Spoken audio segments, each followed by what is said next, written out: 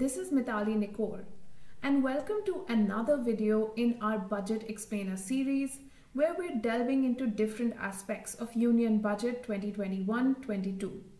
A big thank you to all of you for taking the time to watch this video and trying to educate yourself on where our money, the taxpayer money, is being invested by the government this year. Today's video is going to deal with something that the government and UN Women and other agencies call the gender budget. Now, this is my personal favorite, right? India actually has amongst the best gender budgets globally.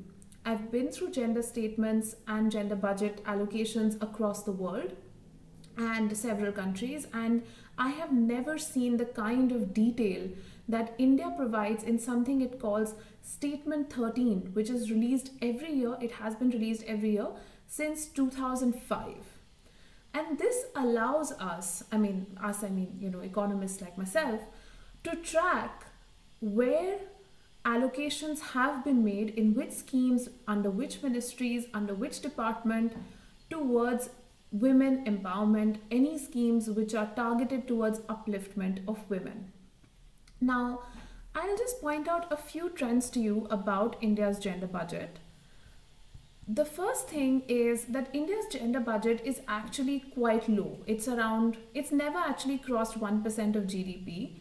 And in 2020-21, when additional allocations were made, emergency spending was made on schemes like the PM Jan Dhan Yojana, Ujjwala Yojana, and actually allocations were given to women, the gender budget crossed 1% of GDP. But then in 2021-22, it again came down to 0.7% of GDP. Now, if I were to look at it as a proportion of the total expenditure, that is the total budget, again, if we look at the trends over the last 15 years, between 2005 and 2020, the gender budget has actually never crossed 5% of the total expenditure, except in 2011-12 when it went up to 5.9%.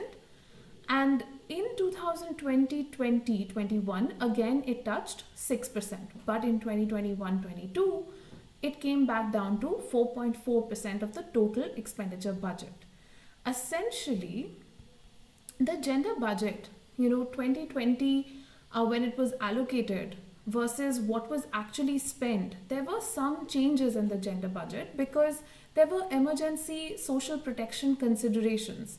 So there was additional spending which was made on the direct transfer program under the Jan Dhan Yojana.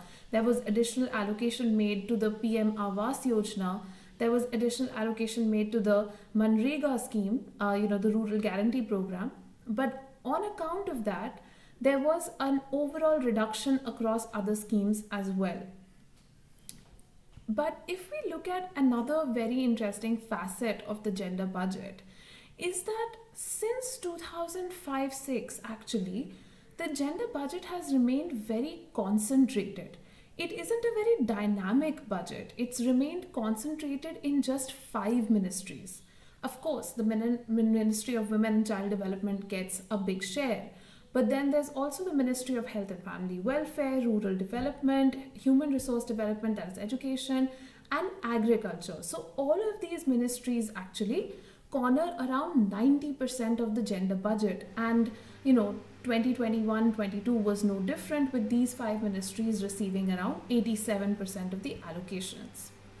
Now, when we look at some of the centrally sponsored schemes, the flagship schemes of the government, then the biggest scheme, the most important scheme for the gender budget is actually the PM Awas Yojana, which gets a large proportion of the budget, of the gender budget. The second is the Mahatma Gandhi National Rural Employment Guarantee Scheme, that's Narega.